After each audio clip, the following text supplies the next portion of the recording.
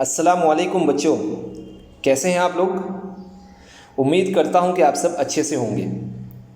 Student, आज के इस लेक्चर में हम साइंस 2 का 5वां chapter towards green energy start करने वाले हैं। अब तक हमने साइंस 2 में चैप्टर नंबर 1, उसके बाद चैप्टर नंबर 2, चैप्टर नंबर 4 यानी कि 3 चैप्टर कंप्लीट कर चुके हैं। आज हम अपना 5वां चैप्टर स्टार्ट करेंगे टूवर्ड्स ग्रीन एनर्जी। शुरू करने से पहले मैं आप लोगों को ये बता दूं कि साइंस 2 में मोस्ट ऑफ द चैप्टर ऐसे हैं जो पूरे थ्योरी चैप्टर हैं, थ्योरेटिकल बेस्ड हैं। उनका कॉन्सेप्ट जो है उसमें बहुत ही कम है।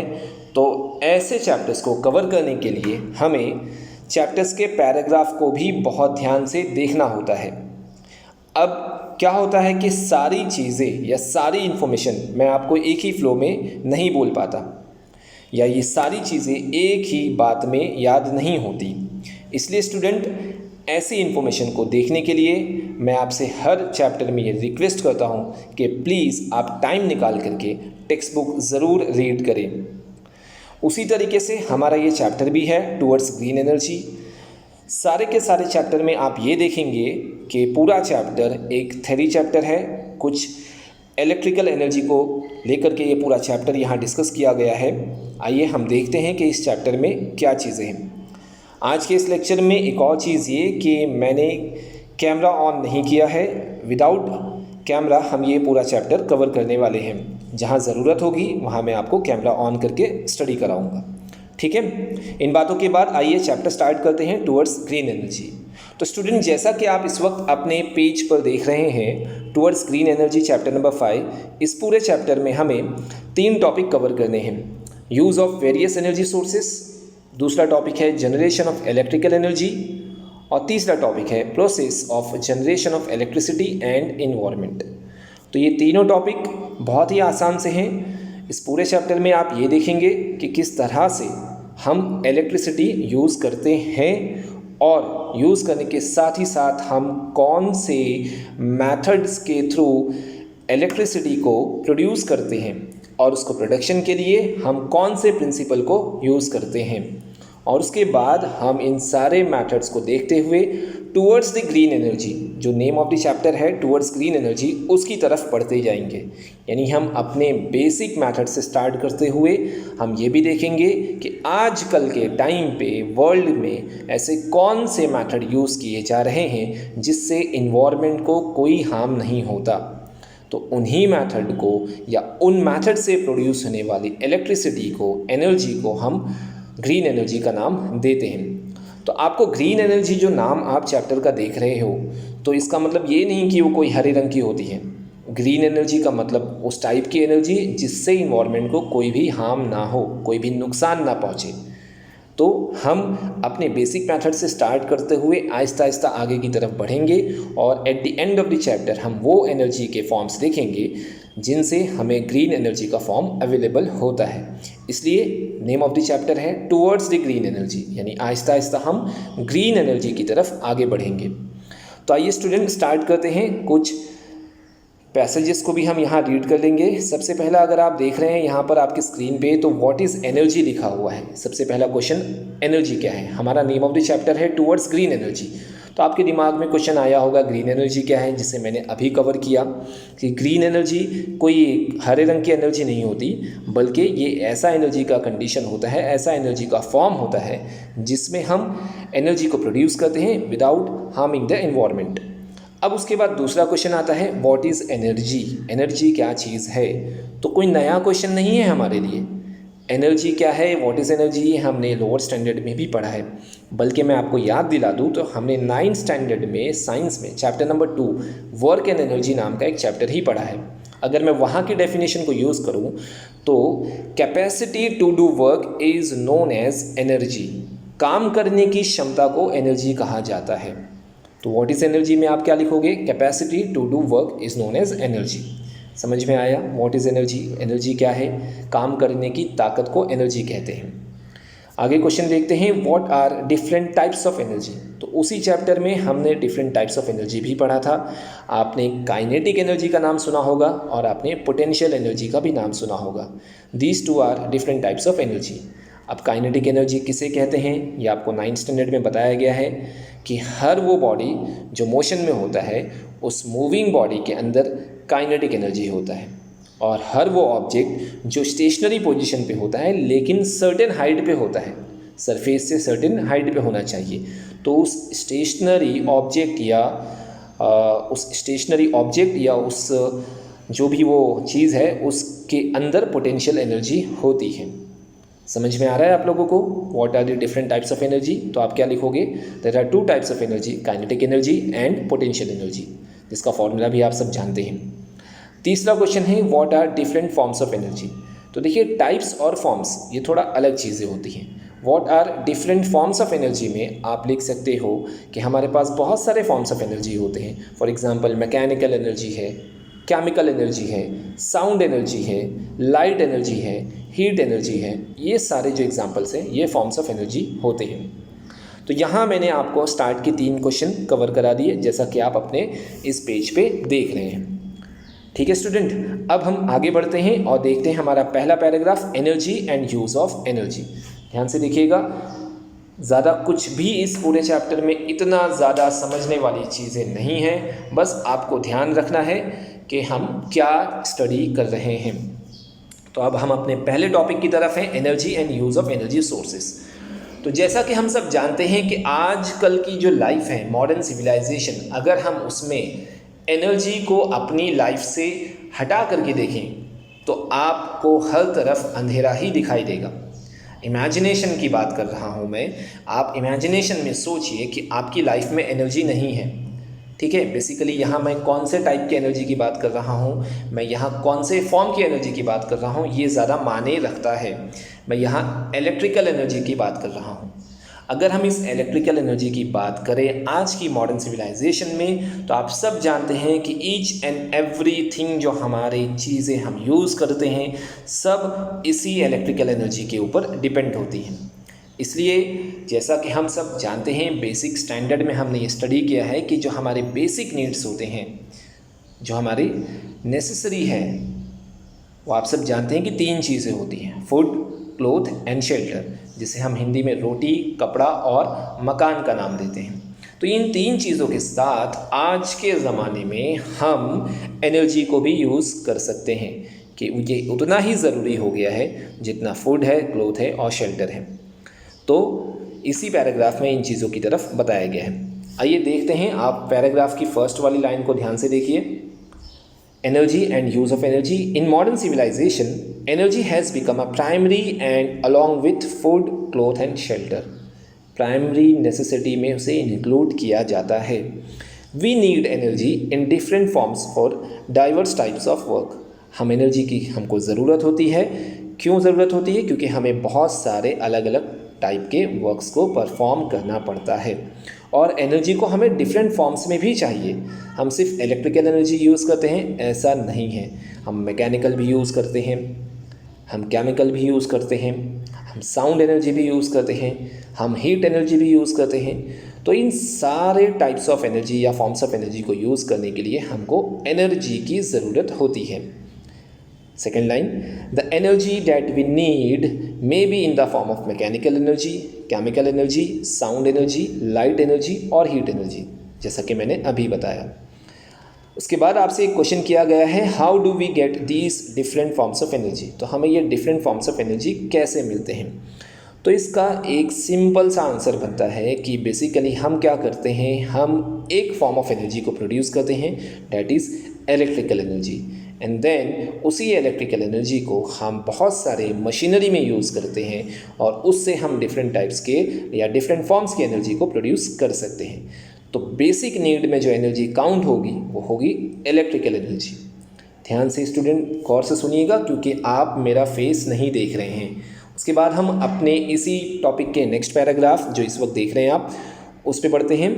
We know that energy can be converted from one form to another. सब जानते हैं कि एक टाइप से दूसरे टाइप में कन्वर्ट होता है। एनर्जी को एक्चुअल में हम प्रोड्यूस नहीं करते, ये भी मैं आपको यहाँ बता दूँ, 9th स्टैंडर्ड का कॉन्सेप्ट है ये। एनर्जी को हम प्रोड्यूस नहीं कर सकते, न हम उसको कम्प्लीटली फिनिश कर सकते हैं। एनर्जी सिर्फ एक फॉर्म की एनर्जी में से दूसरे फॉर्म की एनर्जी में हम उसे कन्वर्ट कर सकते हैं।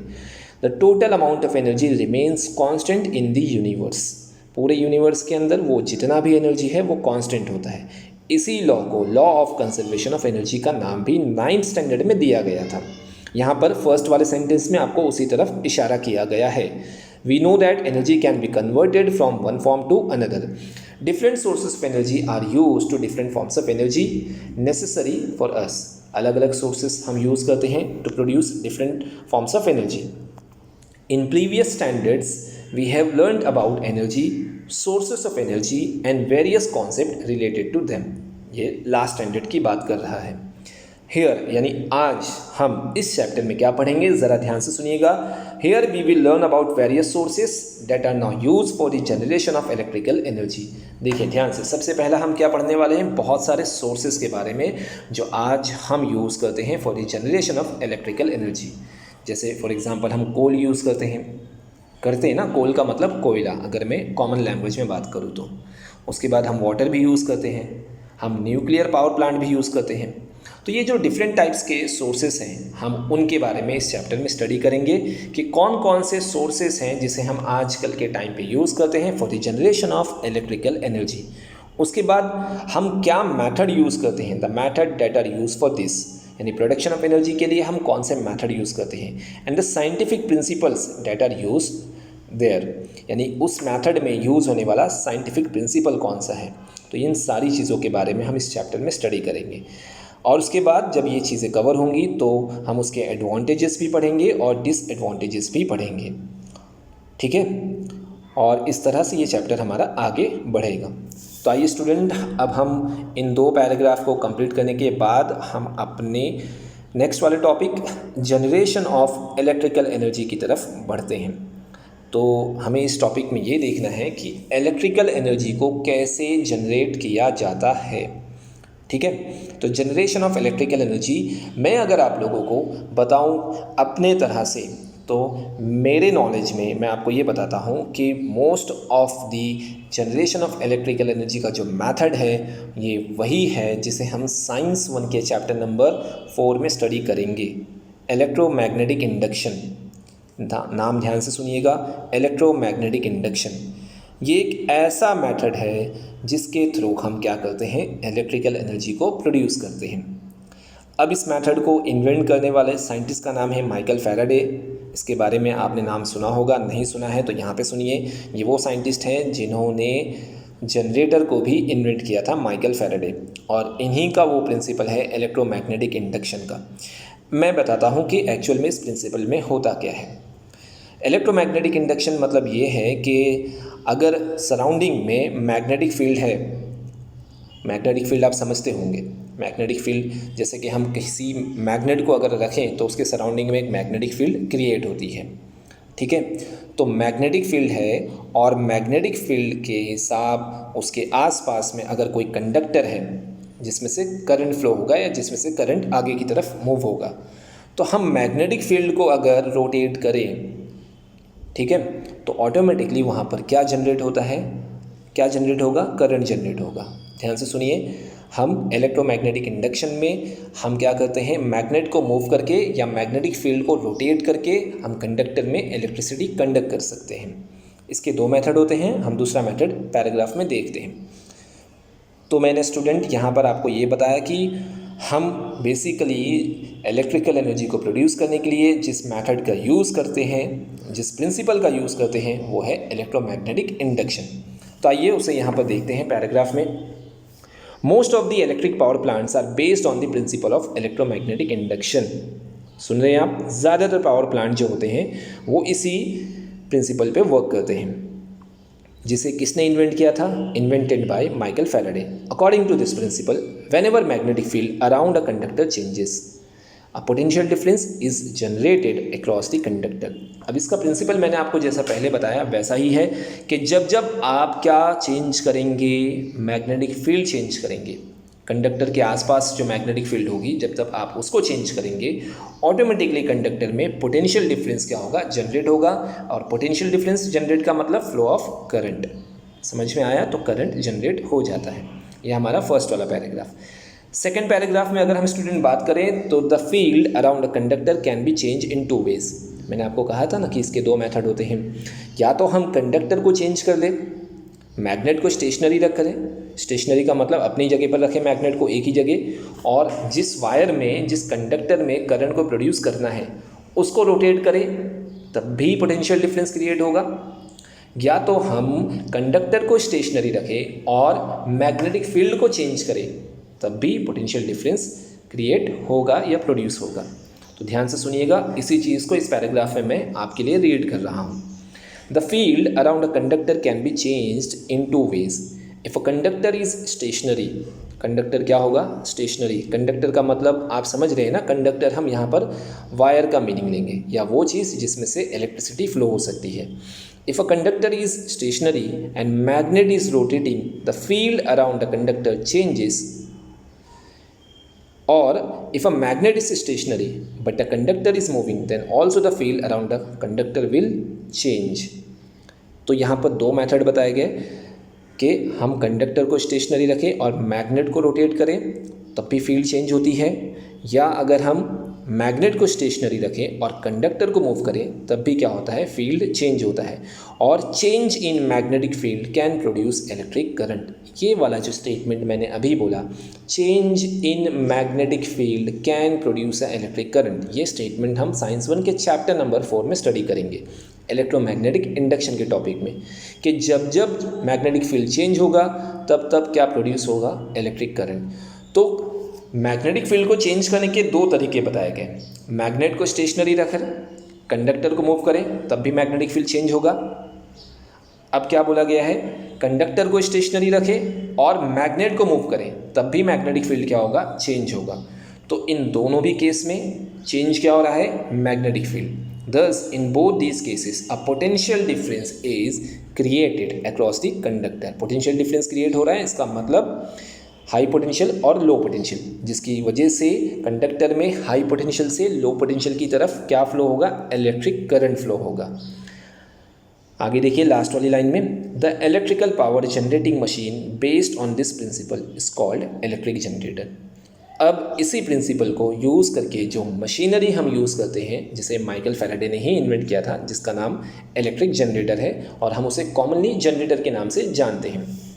तो स्टूडेंट, ये वाले पैराग्राफ को भी हमने फिनिश किया। हम नेक्स्ट पैराग्राफ की तरफ बढ़ते हैं, कंटिन्यू करेंगे इसके साथ। Such large generators are used in commercial power generation plants. अब मैं आपको ये भी बता दूं कि ये जनरेटर्स अलग अलग साइज़ के और शेप के होते हैं। हमारे घर में यूज़ होने वाला जो जनरेटर है वो अलग साइज़ का और शेप का होता है। कमर्शियल पावर जनरेशन जो प्लांट्स होते हैं, जहाँ पर बहुत ही ज़्यादा क्वांटिटी में क्या करना होता है?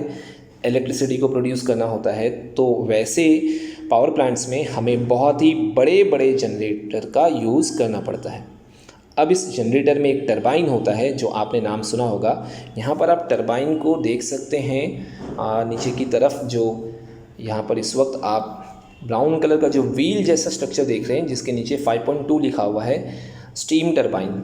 ये टरबाइन है स्टीम टरबाइन। स्टीम टरबाइन का मतलब ये वो टरबाइन है जो भाप यानी स्टीम से चलने वाला है, स्टीम से रोटेट होने वाला टरबाइन है। इसी तरीके से अलग अलग शेप और साइज़ के क्या होते हैं? टरबाइन होते हैं। अब जनरेटर के अंदर ऐसे बहुत सारे टरबाइंस होते हैं अलग अलग शेप और साइज़ के। टरबाइन को रोटेट किया जाता है। टरबाइन को क्या किया जाता है? रोटेट किया जाता है। टरबाइन को रोटेट करने के लिए हमें एनर्जी का रिक्वायरमेंट होगा या सोर्स का रिक्वायरमेंट होगा, तो हम कभी स्टीम यूज़ करते हैं, वाटर यूज़ करते हैं या दूसरे सोर्सेज भी यूज़ करते हैं। उस सोर्सेज की वजह से टरबाइन क्या होता है? रोटेट होता है। और टरबाइन का कनेक्शन किससे होता है? मैग्नेट से होता है। जब टरबाइन रोटेट होगा तो मैग्नेट रोटेट होगा। मैग्नेट अगर रोटेट हो रहा है तो वहाँ चेंज इन मैग्नेटिक फील्ड होते हैं। Change in magnetic field can produce electric current. तो वहाँ पर हमें इलेक्ट्रिक करंट प्रोड्यूस होते हुए दिखता है। ये सारा प्रिंसिपल हम जनरेटर का पढ़ चुके हैं, हमने लोअर स्टैंडर्ड में भी स्टडी किया है। एक बार फिर मैंने इसे यहाँ पर रिपीट कर दिया है आप लोगों के याददाश्त के लिए। ठीक है, आइए लाइन्स को देखते हैं। फर्स्ट वाला line, turbine is used to rotate the magnet in the generator. Turbine को क्यों यूज़ किया जाता है? मैग्नेट को रोटेट करने के लिए। अ टरबाइन हैज़ ब्लेड्स, जैसा कि आप वहाँ पर देख रहे हैं डायग्राम में। When a flow of liquid or gas is directed on the blades of the turbine, it rotates। जैसे ही कोई लिक्विड या गैस उस टरबाइन के ब्लेड पे आकर के टकराएगा, वो ऑटोमेटिकली टरबाइन क्या हो जाता है, रोटेट होने लगता है। इसे आप 5.2 वाले डायग्राम में देख सकते हैं, आपके ब्राउन कलर का जो व्हील बना हुआ है उसमें। When a flow of liquid or gas is directed on the blades of the turbine, it rotates because of the kinetic energy of the flow। अब ये क्यों रोटेट होता है? क्योंकि जो भी फ्लो आता है वो फ्लो में होता है ना, मोशन में होता है। तो मोशन में कौन सी एनर्जी होती है? Kinetic energy. तो उस काइनेटिक एनर्जी को यूज़ करके हम क्या करते हैं, टरबाइन को रोटेट करते हैं। फिर जैसा कि मैंने आपको अभी पहले बताया था कि वो टरबाइन किससे कनेक्टेड होता है, इलेक्ट्रिक जनरेटर से, और फिर आगे चल के वो किससे, मैग्नेट से कनेक्टेड होता है। Thus, the magnet in electric generator also start rotating and electrical energy is produced। तो इस तरह से ये पूरा प्रोसेस हम लोअर स्टैंडर्ड में भी देख चुके हैं। लेफ्ट हैंड साइड पे जो आपका डायग्राम है 5.1 इलेक्ट्रोमैग्नेटिक इंडक्शन, इसे एक फिजिक्स के डायग्राम के तौर पर आप समझ सकते हैं। और उस डायग्राम में आप देख रहे होंगे कि रोटेटिंग मैग्नेटिक फील्ड आपको दिखाया गया है और कॉइल है। तो जब रोटेटिंग मैग्नेटिक फील्ड है और कॉइल जो होता है, वहाँ पर उन दोनों के आपस में एक दूसरे की जो मैग्नेटिक फील्ड होती है वो टकराती है, जिसकी वजह से आप वोल्ट मीटर में क्या देख सकते हैं, इंड्यूस ईएमएफ यानी करंट प्रोड्यूस होते हुए दिखता है। 5.2 में स्टीम टरबाइन को आपको दिखाया गया है। उसके नीचे हम अपने नेक्स्ट वाले पैराग्राफ की तरफ बढ़ते हैं। This method of electrical energy generation can be represented as below, यानी कि टरबाइन या जनरेटर वाला जो मैथड है उसको हम इस 5.4 वाले फ्लो चार्ट के ज़रिए आसानी से समझ सकते हैं। एक और बात स्टूडेंट, इस पूरे चैप्टर में हम हर मैथड के बाद फ्लो चार्ट को ज़रूर ऑब्जर्व करेंगे और फ्लो चार्ट से हमारा पूरा मैथड हमें आसानी से समझ में आ जाएगा। तो यहाँ पर भी वही बात बताई गई है कि जो भी मैथड हम स्टडी करेंगे उसके नीचे एक फ्लो चार्ट होगा। तो इस मैथड को, जो अभी हमने जनरेटर वाला मैथड देखा है, उसको इस फ्लो चार्ट में भी आप ऑब्जर्व कर सकते हैं। रिवीजन के लिए, proper energy source to run turbine, एक प्रॉपर एनर्जी सोर्स चाहिए टरबाइन को रोटेट करने के लिए। फिर वो एनर्जी सोर्स कहाँ जाएगा, टरबाइन पे जाएगा। नेक्स्ट वाले लाइन में, नेक्स्ट वाले स्टेप पे टरबाइन रोटेट होगा। टरबाइन का कनेक्शन किससे होता है, जनरेटर से, और जनरेटर में क्या होता है, मैग्नेट रोटेट होगा तो ऑटोमेटिकली वहाँ चेंज इन मैग्नेटिक फील्ड होगा। चेंज इन मैग्नेटिक फील्ड हुआ तो एट लास्ट हमें क्या मिलेगा, इलेक्ट्रिकल एनर्जी। तो स्टूडेंट, इस फ्लो चार्ट से आप पूरे प्रोसेस को आसानी से समझ सकते हैं। यहाँ पर इस पैराग्राफ को भी हम देख लेते हैं। Thus, to generate electricity based on the principle of electromagnetic induction, ध्यान से सुनिए, हमको क्या जनरेट करना है, इलेक्ट्रिसिटी। किस प्रिंसिपल के बेस पे, इलेक्ट्रोमैग्नेटिक इंडक्शन। इन्वेंटेड बाय बोलो, नाम बोलो, Michael Faraday. We need a generator, तो हमें इस मेथड में बेसिकली क्या यूज़ करना पड़ता है, जनरेटर को यूज़ करना पड़ेगा। To rotate the generator we need a turbine, and to drive the turbine we need an energy source. Based on which type of energy source is used to rotate the turbine, there are different types of power generating station.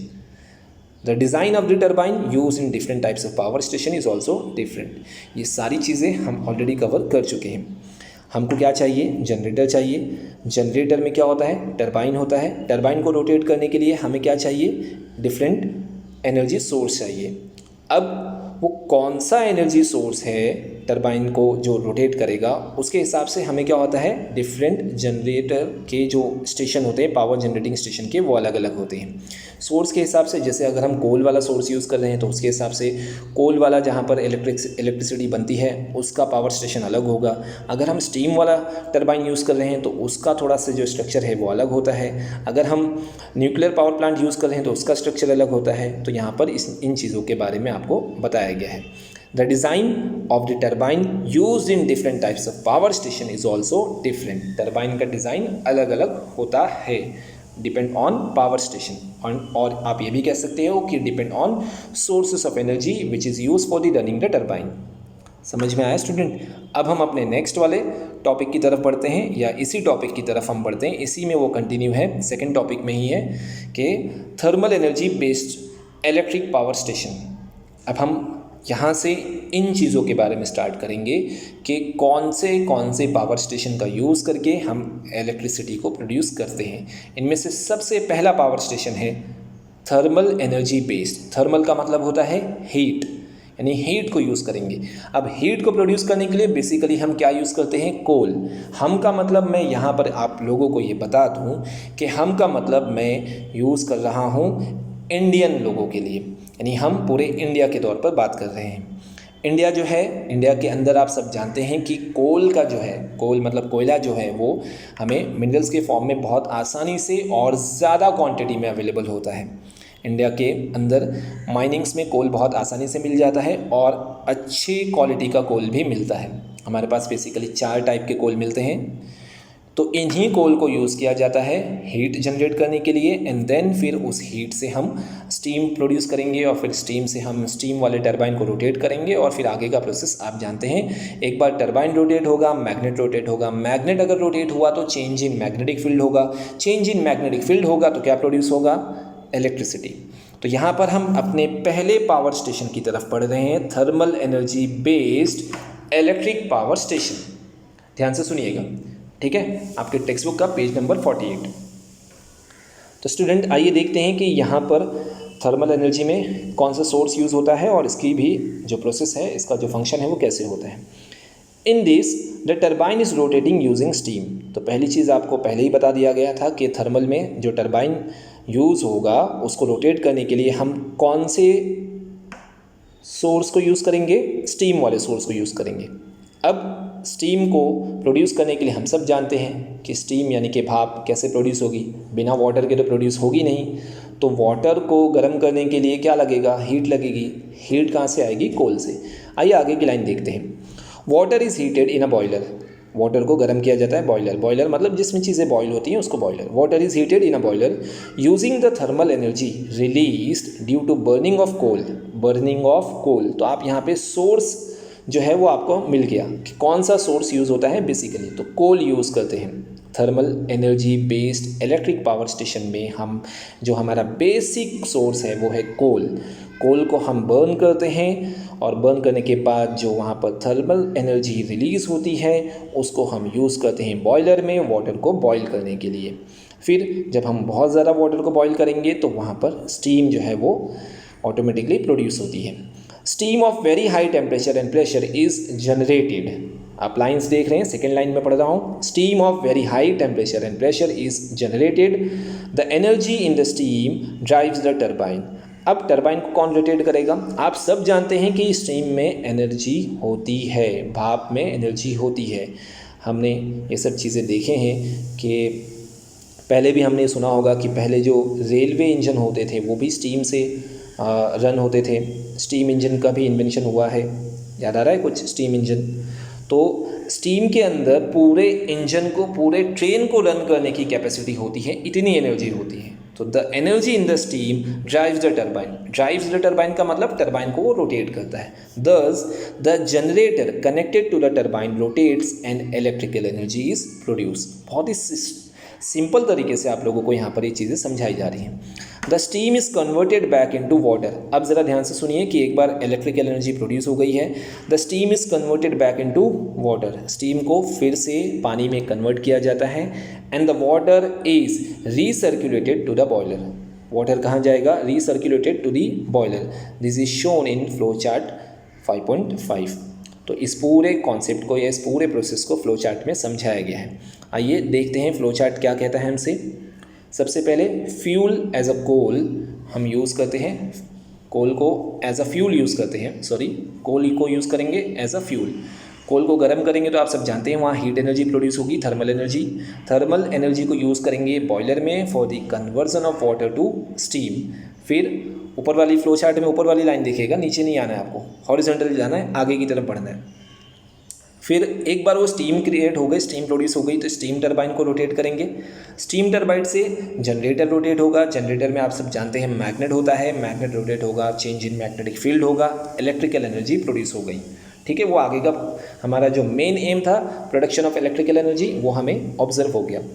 Steam turbine rotate होने के बाद अब वो steam कहाँ चली गई, तो steam को आप यहाँ पर नीचे की तरफ, स्टीम टरबाइन का जो बॉक्स है उसके नीचे की तरफ एक ब्लू कलर का एरो आ रहा है, उसमें आप देख सकते हैं कि स्टीम टरबाइन को रोटेट करने के बाद steam for converting steam back to the water, वो उस स्टीम को वाटर में कन्वर्ट करने के लिए हम क्या करते हैं, उस सिस्टम में डालते हैं। अब उस सिस्टम में कहाँ जाता है, कहाँ, बॉयलर में जाएगा। बॉयलर फॉर कन्वर्जन जो है ना, बॉयलर जिसमें हम वाटर को स्टीम में कन्वर्ट करते थे, तो उस स्टीम को हम थोड़ा ठंडा करेंगे, वो पानी में कन्वर्ट हो जाएगा। कन्वर्ट करने के बाद फिर उस सिस्टम से निकाल के फिर से उसे बॉयलर में यूज़ कर सकते हैं।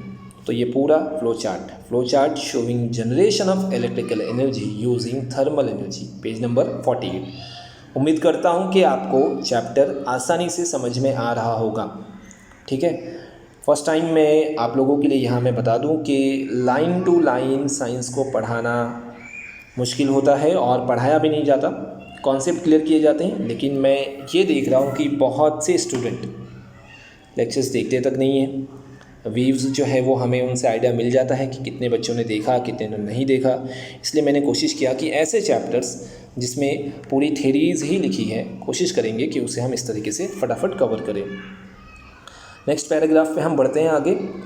Since thermal energy is used here to generate electrical energy, हम सब जानते हैं कि यहाँ पर ये जो पावर स्टेशन था इसमें कौन सी एनर्जी यूज़ हुई है, नाम ही है उसका थर्मल एनर्जी। ठीक है, such power plants are called thermal power plants.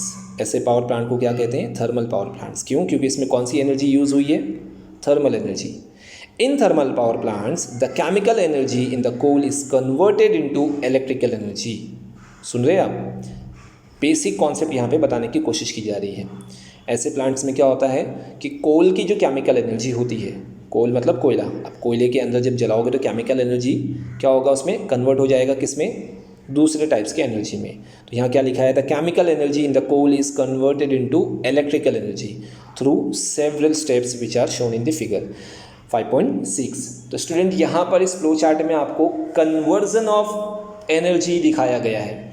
आप पिछले वाले फ्लो चार्ट में, डैट इज़ ये वाला फ्लो चार्ट 5.5 वाला, इसमें अगर आप देखोगे तो इसमें आपको वो प्रोसेस समझाया गया था कि थर्मल पावर स्टेशन जो होते हैं वहाँ पर एनर्जी का प्रोडक्शन कैसे किया जाता है, स्टेप बाय स्टेप। उसके बाद अगर आप इस वाले फ्लो चार्ट में देखोगे तो थर्मल पावर स्टेशन में बेसिकली कौन सा सोर्स यूज़ करते हैं हम, कोल को।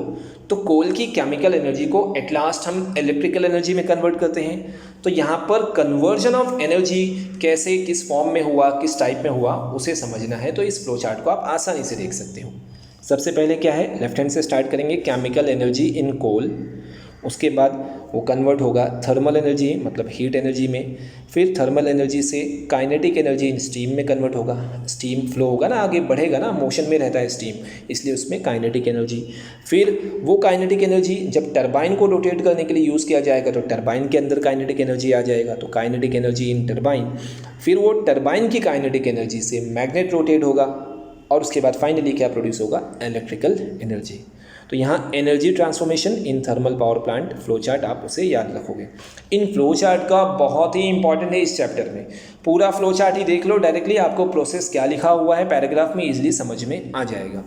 ठीक है स्टूडेंट, उसके बाद अगर हम बात करें तो यहाँ पर आपको थर्मल पावर प्लांट का एक पूरा स्कीमेटिक डायग्राम बनाकर दिखाने की कोशिश की गई है। अब हम सब जानते हैं कि ऐसे डायग्राम को समझना थोड़ा मुश्किल होता है, क्योंकि हम बस एक डायग्रामेटिक प्रेजेंटेशन से थोड़ा मुश्किल काम होता है जब तक हम इसे विजुअलाइज ना करें ऑन द प्लांट, जहाँ पर होता है, जहाँ पर वो बेसिकली प्लांट होता है, उसके प्रोसेस को अगर हम खड़े रह करके देख रहे हैं वो ज़्यादा समझ में आता है। ठीक है, तो कोशिश करेंगे कि अगर वीडियोस वगैरह अवेलेबल है थर्मल पावर स्टेशन के तो वो मैं आपको दिखा दूँ। यहाँ पर आप देख सकते हो, पहले इसे थोड़ा समझ लेते हैं कि कहाँ से चीज़ें स्टार्ट हो रही हैं। तो आप अगर यहाँ देखोगे तो कूलिंग टावर है, जिस कूलिंग टावर में आप समझ सकते हैं कि यहाँ पर क्या होता होगा, जो स्टीम है उसे हम कूल करके क्या करते हैं, वाटर में कन्वर्ट करते होंगे, तो वो कूलिंग टावर है। उसके बाद आप बॉयलर देख सकते हो, लेफ्ट हैंड साइड पे ब्लैक कलर का बॉयलर दिखाया गया है, वहाँ फ्यूल है, एयर है, और बॉयलर में आप सब जानते हैं कि वहाँ पर फ्यूल को यूज़ करके बॉयलर को क्या किया जाता होगा, बहुत गर्म किया जाता होगा, जिससे पानी क्या होता होगा, बॉयल होकर के स्टीम में कन्वर्ट होता होगा। दैन फिर वो स्टीम जनरेटर में और फिर जनरेटर में से इलेक्ट्रिसिटी का प्रोडक्शन होता होगा। तो ये पूरा एक डायग्रामेटिक प्रेजेंटेशन है जिसे आप यहाँ पर देख सकते हैं। अब स्टूडेंट इस पूरे प्रोसेस को समझने के बाद इसके नीचे के जो पैराग्राफ है, ये लास्ट वाला पैराग्राफ, इसे मैं आपको रीड करने के लिए दे रहा हूँ। और यहाँ पर हमने थर्मल पावर स्टेशन में किस तरह से इलेक्ट्रिकल एनर्जी का प्रोडक्शन होता है, किस तरह से एनर्जी ट्रांसफॉर्मेशन होता है, वो दोनों प्रोसेस समझे। अब अगर हम थर्मल पावर स्टेशन को अगर हम देखें तो इसके साथ बहुत सारे प्रॉब्लम्स भी जुड़े होते हैं। तो आइए इस पावर स्टेशन से क्या क्या प्रॉब्लम्स हो सकते हैं उसके बारे में हम यहाँ देख लेते हैं, और आज के इस लेक्चर को हम अपने इसी टॉपिक पे फिनिश करेंगे। Problems related to thermal power station. पहला प्रॉब्लम आपके सामने यहाँ पे स्क्रीन पे दिख रहा होगा, air pollution due to burning of coal. Simple सी बात है, कोल को यूज़ करोगे तो एयर पॉल्यूशन तो होगा। जब कोयला जलाते हो तो उसमें से गैस इमिट तो होती है ना, तो ये एयर पॉल्यूशन का एक सबसे बड़ा प्रॉब्लम है। Air pollution due to burning of coal. Burning of coal result in emission of gases like carbon dioxide, sulphur dioxide, nitrogen oxide which are harmful to the health. ये सारी dangerous gases air pollution create करती हैं, atmosphere में mix होती रहती हैं because of burning of coal. तो पहला प्रॉब्लम तो ये हो गया एयर पॉल्यूशन का। दूसरा पॉइंट देखते हैं, along with the emission of gases due to burning of coal, soot particles are also release into the environment. अब मैं आपको यहाँ बता दूँ, SOOT, सूट पार्टिकल का मतलब क्या होता है। जब आप कोल जलाते हो तो आपने देखा होगा कि कोल जलने के बाद उसका जो ऐश है, ऐश मतलब राख, तो वो जो पार्टिकल्स होते हैं जो कम्प्लीटली बर्न नहीं होते, पूरी तरीके से जलते नहीं हैं, थोड़ा सी कहीं ना कहीं बाकी रह जाएगा, ऐसे पार्टिकल्स को सूट पार्टिकल्स कहते हैं। तो एमिशन ऑफ गैसेस तो ठीक है, लेकिन साथ ही साथ जब कोल को जलाओ तो उसमें से सूट पार्टिकल्स भी क्या होते हैं, जो बहुत हल्के होते हैं, वो भी एयर के अंदर मिक्सड होते रहते हैं, इन्वायरमेंट में रिलीज होते रहते हैं। This may cause serious health problem related to the respiratory system. अब जाहिर सी बात है, वो रेस्पिरेटरी सिस्टम के अंदर आकर स्टक हो जाते हैं और बहुत सारी प्रॉब्लम हमें क्रिएट करते हैं। तो ये सूट पार्टिकल्स का भी एक एग्जांपल है कि गैसेस के साथ साथ एयर पॉल्यूशन में सूट पार्टिकल्स का भी बहुत बड़ा हाथ होता है।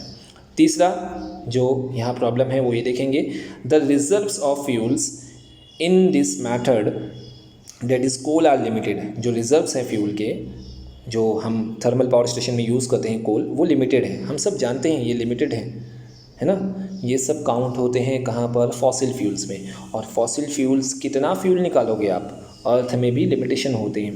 तो ज़मीन के अंदर से हम कई सालों से इसे निकाल रहे हैं, तो एक ना एक दिन तो ये सब ख़त्म हो जाएगा। लिमिटेड सोर्स ऑफ एनर्जी है, therefore in future there will be limitations on the availability of the coal. तो ये तीसरा प्रॉब्लम है। तो ये तीन मेजर प्रॉब्लम आपके सामने यहाँ पर डिस्कस किए गए, which is related to thermal power station. समझ में आया स्टूडेंट? तो आज के इस चैप्टर में हमने अपने फर्स्ट वाले power station, thermal power station को कवर किया है। हमने उसके प्रॉब्लम भी देखे, हमने उसका प्रोसेस भी पढ़ा, हमने ट्रांसफॉर्मेशन ऑफ एनर्जी भी पढ़ा, और हमने उसका डायग्राम भी देखा। इन सारी चीज़ों को पढ़ने के साथ ही साथ हमने ये भी देखा था कि किस तरह से इलेक्ट्रोमैग्नेटिक इंडक्शन के टॉपिक को यूज़ करके हम क्या करते हैं, एनर्जी का प्रोडक्शन करते हैं। कौन कौन से टाइप्स ऑफ एनर्जी होते हैं, कौन कौन से फॉर्म्स ऑफ एनर्जी होते हैं, वो भी हमने सारी चीज़ें कवर की। तो स्टूडेंट, एक थोड़ी सी इन्फॉर्मेशन यहाँ पर आपके सामने है, डू यू नो करके, जो आप यहाँ देख रहे हैं कि बहुत सारे स्टेट में, हमारे इंडिया में जो थर्मल पावर प्लांट्स हैं इंडिया के अंदर, उनकी कैपेसिटी क्या है एनर्जी प्रोडक्शन की। तो यहाँ आप देख सकते हैं एक प्लेस है विंध्यानगर का, मध्य प्रदेश के स्टेट में, MP के स्टेट में, जिसकी कैपेसिटी है 4760 मेगावाट। इतना प्रोडक्शन वो करता है, थर्मल पावर स्टेशन ही है। मुंद्रा नाम का एक प्लेस है गुजरात में, 4620 मेगावाट। उसी तरीके से मुंद्रा गुजरात में 4000, दो जगह, एक ही प्लेस पे 2 पावर स्टेशन होंगे वहाँ पर, तो काफ़ी प्रोडक्शन हो रहा है। तमनार नाम का छत्तीसगढ़ में एक पावर स्टेशन है, थर्मल पावर स्टेशन, जो 3400 मेगावाट का इलेक्ट्रिसिटी प्रोडक्शन करता है। और चंद्रापुर है महाराष्ट्र में, 3340 मेगावाट का प्रोडक्शन होता है। ये इन्फॉर्मेशन भी आपको पता होना चाहिए, कभी भी फिलअप मैचअप में पूछी जा सकती है। तो स्टूडेंट, आज के इस लेक्चर को हम इसी फर्स्ट वाले टॉपिक पे फिनिश करते हैं। नेक्स्ट टॉपिक आप यहाँ देख सकते हैं नीचे की तरफ, power plant based on nuclear energy. Thermal खत्म हो गया है, नेक्स्ट हम लेक्चर में स्टार्ट करेंगे न्यूक्लियर एनर्जी वाला। तो उम्मीद करता हूँ कि आज के इस लेक्चर को आप आसानी से समझ गए होंगे, कुछ भी इसमें ज़्यादा डिफ़िकल्टीज़ नहीं थी। ठीक है, आप इस लेक्चर को देखिए, समझिए और इसे वापस से रीड ज़रूर करिए। और स्टूडेंट, इससे रिलेटेड जो भी क्वेश्चन आंसर है उसे आप याद करना भी शुरू कर दीजिए। तो आज के इस लेक्चर को मैं यहीं ख़त्म करता हूँ। मिलते हैं अपने अगले लेक्चर में। अस्सलाम वालेकुम।